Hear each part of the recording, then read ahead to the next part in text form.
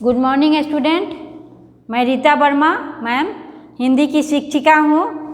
आप लोगों को हिंदी पढ़ाने जा रही हूँ। लेकिन बेटा एक बात सबसे पहले आपको ध्यान से सुनना होगा और समझना होगा, क्योंकि मौखिक है।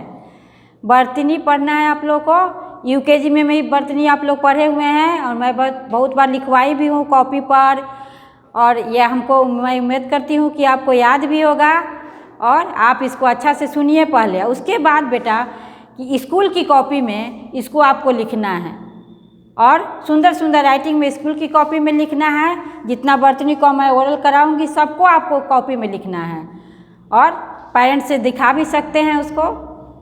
ठीक है बेटा, मैं पढ़ाने जा रही हूँ, ध्यान से सुनिए। यहाँ है नीचे दिए गए शब्दों को बोलकर पढ़े। ये आपको बोल बोल कर पढ़ना है, मौखिक। ये है आप लोगों को बोलकर पढ़ना है। अब यहाँ लिखा हुआ है रक्षा, र छ में आकार रक्षा। यज्ञ, यह है यज्ञ। फिर यहाँ परीक्षा में पहले देखेंगे कि क्या चीज़ की मात्रा लगी हुई, हर्षाई की है कि दीर्घाई की है। मात्रा का ज्ञान तो हमको चाहिए, होना चाहिए, और आपको मात्रा का ज्ञान भी मैं करा रही हूँ और आपको मैं उम्मीद करती हूँ कि आपको मात्रा का ज्ञान हो गया होगा। लेकिन बेटा पहले आपको ध्यान से मेरी बात को सुनना होगा।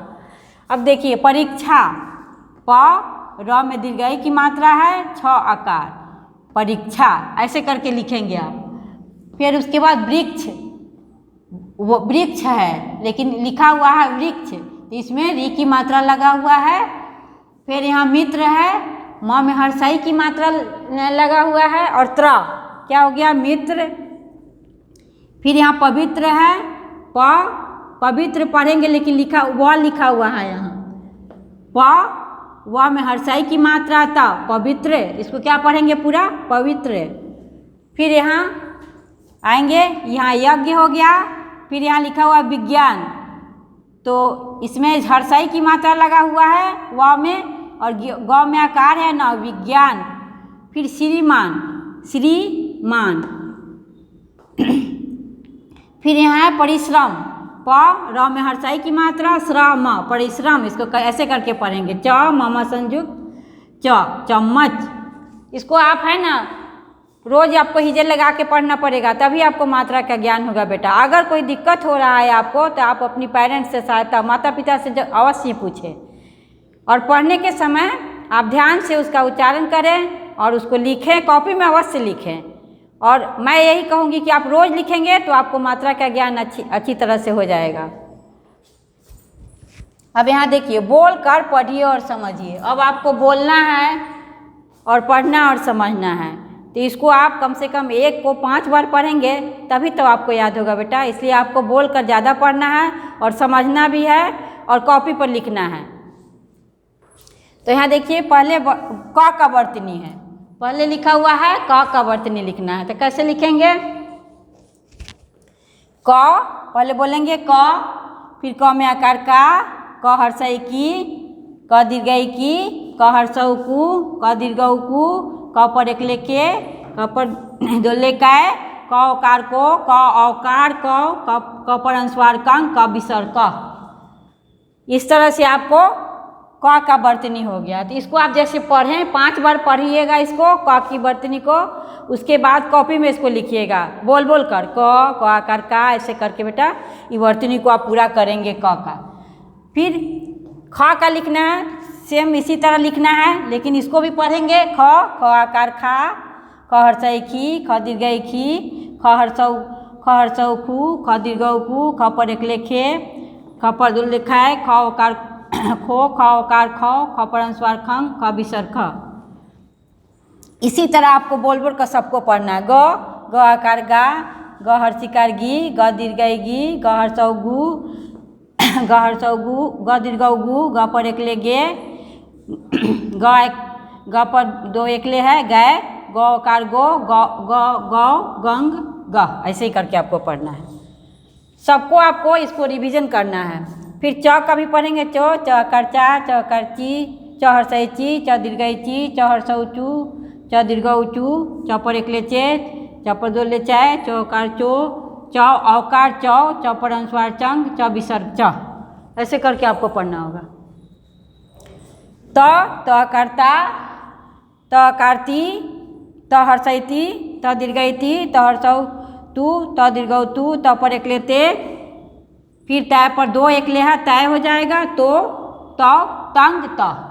इस तरह आपको बोल के फिर पढ़ना होगा। द आकार दा, द हर्षिकार दी, द में दीर्घई है, यहाँ फिर हर्षऊ है, फिर दीर्घऊ है, फिर द पर एकले दे, फिर दय, दो, दौ, दंग द।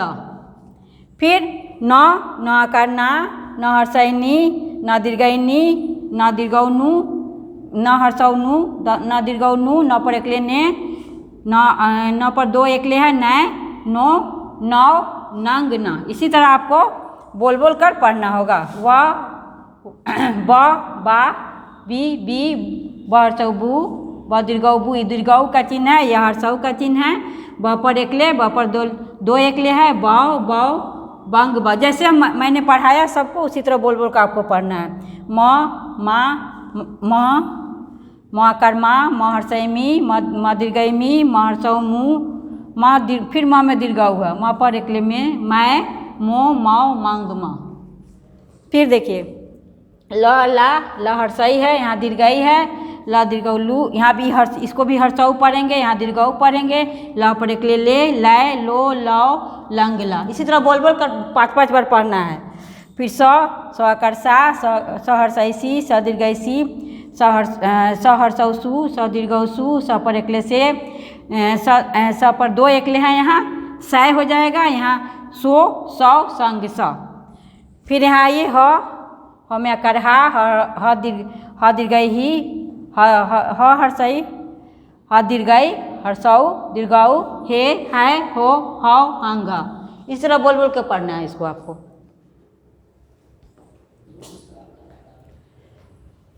अब आइए यहाँ है जीवन कौशल, यानी बातों बातों में। ये दोनों बातों बातों में क्या बोल रहे हैं, यहाँ सुनना होगा बेटा आपको ध्यान से। 2 बच्चे हैं, अभी दोनों क्या बोल रहे हैं से देखिए। बातों बातों में रोहित, तुम भी चॉकलेट खाओ। रोहित, लो तुम भी चॉकलेट खाओ। अरे तुमने चॉकलेट का रैपर नीचे क्यों फेंक दिया?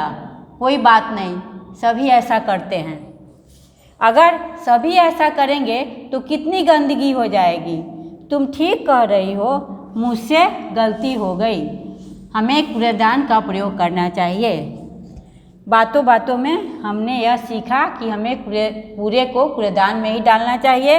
क्या हम अपना घर भी इसी तरह गंदा रखते हैं?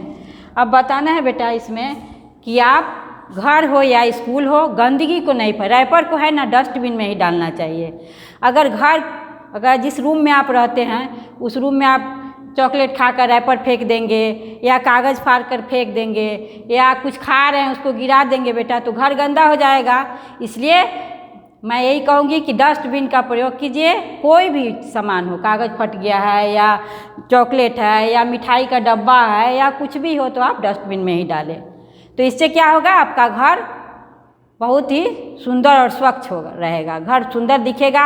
आपके माता पिता भी प्रसन्न रहेंगे और स्कूल में आएंगे, स्कूल को भी साफ रखेंगे। जिस रूम में आप पढ़ते हैं उसमें बहुत गंदगी फैलाते हैं, कहीं पर रबर का टुकड़ा रहता है, कहीं पेंसिल का छील कर फेंक देते हैं, कहीं कागज़ फाड़ के फेंक देते हैं। तो ये सब नहीं करना है, डस्टबिन में डालना है। और डस्टबिन ध्यान देना है कि हम कहीं इधर उधर नहीं फेंकें, ताकि मेरा क्लासरूम भी सुंदर रहे। और डस्टबिन में ही डाल देना है बेटा। कितना देर लगेगा, थोड़ा देर लगता है, उसको सबको उठा के डस्टबिन में डाल देना है, ठीक है। अब यहाँ देखिए, ये है सह पाठ्यक्रम गतिविधि है। जो वस्तुएं एक है उनके साथ ए लिखो और जो अनेक है उनके साथ अ लिखना है। तो इसमें देखना है बेटा कि कौन एक है और कौन दो है, ठीक है। तो यहाँ देखना है कि ये एक है तो इसमें ये लिखाएगा, ये दो है तो यहाँ जो वस्तु एक है ये लिखना है ए, और जो दो है उसमें अ लिखना है। आपको इसमें खुद से भरना है क्योंकि कुछ नहीं है, खाली एक और दो को लिखना है, ए और अ लिखना है, भरना है इसको। ये आपका होमवर्क है, कॉपी में आपको बनाना है। पहले आप चित्र बना लेंगे, बॉक्स बना लेंगे, चित्र भी नहीं भी बनाएंगे, बॉक्स बना लेंगे, बुक में पहले भरेंगे, उसके बाद आप कॉपी में भी भर सकते हैं इसको, ठीक है। तो इसको आपको जो वस्तु एक है उसमें ए लिखना है और जो अनेक है उनमें अ लिखना है, बस इतना ही करना है, इसमें कुछ नहीं है, एकदम हमको लगता है कि आप लोग तुरंत ही बना लेंगे, लेकिन ध्यान से बनाएंगे। उसके बाद यहाँ पर क वर्ण के वर्गों को रंगिए और रास्ता ढूंढते हुए मधुमक्खी को फूल तक पहुँचाइए। अब देखिए इसमें सब लिखा हुआ है, क क घ अंग क सब यहाँ लिखा हुआ है, ठ आ क ई सब खंड में सब लिखा हुआ है वर्ण। अब इसको आपको है सिर्फ क वर्ण को रंगना है, कलर करना है। सिर्फ क वर्ण जो दिया हुआ है उसको ही आपको कलर करना है, सबको कलर नहीं करना है बेटा। और जितने भी क वर्ण दिए हुए हैं इसमें उसको कलर करके ये फूल तक आपको पहुंचाना है। कहाँ तक पहुंचाना है? फूल तक। इसलिए पहले आप क से शुरू करेंगे, सिर्फ क वर्ण को ही कलर करना है। कलर तो आपके पास होगा ही, नहीं होगा तो मम्मी से खरीदवा लीजिएगा और उसको कीजिएगा। पहले आप पहले कॉपी में कीजिएगा, इसको खंड से बना के इसी तरह का सब कुछ लिख के, ठीक है।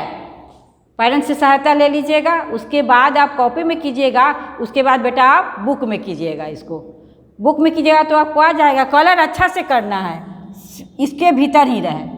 इसका ऐसा नहीं कलर इधर उधर करके उसको तोड़ दिए फेंक दिए, ये सब नहीं करना है, अच्छा से उसको रंगना है, ठीक है। तो जितना क वर्ण है इस सबको रंगने के बाद बेटा जितना क है, जैसे ये क है, क जितना क है, क कितना क है उस सबको आपको रंग देना है और ये फूल के पास पहुंचाना है। Thank you.